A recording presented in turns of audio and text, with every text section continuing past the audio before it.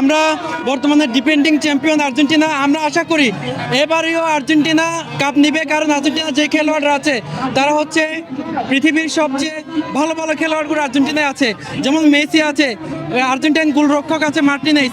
সুতরাং আমরা আশা করি এবারেও আর্জেন্টিনা কাপ জিতবে।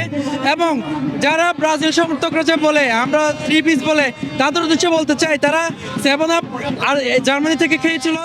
আমরা আশা করি আবারও তারা এবারের বিশ্বকাপে 7 আপ খাবে। বিশ্বকাপে আজকে নিজের প্রিয় দলকে সমর্থন যোগাতে আজকের এই আয়োজিত আনন্দ র্যালিতে যুক্ত হতে চলে আসলাম।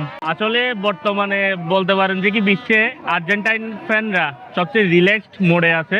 যেমন আর্জেন্টিনাকে একটা বিশ্বকাপ দেখার একটা ইচ্ছা ছিল, আর মেসির হাতে একটা বিশ্বকাপ উঠবে এটা দেখার ছিল, দেখে ফেলেছি আলহামদুলিল্লাহ। এখন আর তেমন কোনো প্রত্যাশা না, অবশ্যই চাই আর্জেন্টিনা প্রিয় টিম হিসেবে জিতুক, কিন্তু না জিততে পারলেও তেমন কোনো সমস্যা নেই, কোনো টেনশন নাই ওইটা নিয়ে।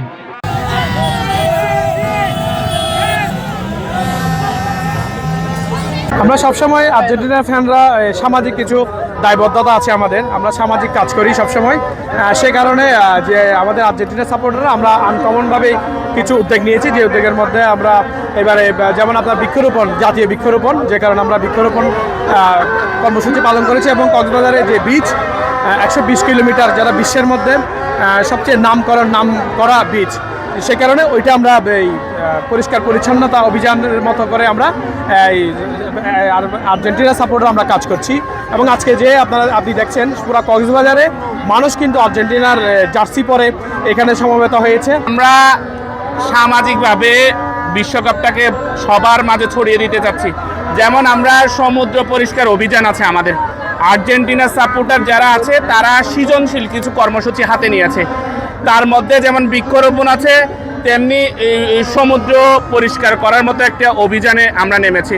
আমরা আর্জেন্টিনার সাপোর্টার, এটা যেমন সবার মাঝে ঝাঁকজমকপূর্ণভাবে উচ্ছ্বাস বিরাজ করছে সবার মাঝে, তেমনি আমরা চাই কক্সবাজারে আর্জেন্টিনার সাপোর্টাররা সৃজনশীল কিছু করে মানুষের মনে দাগ কাটুক।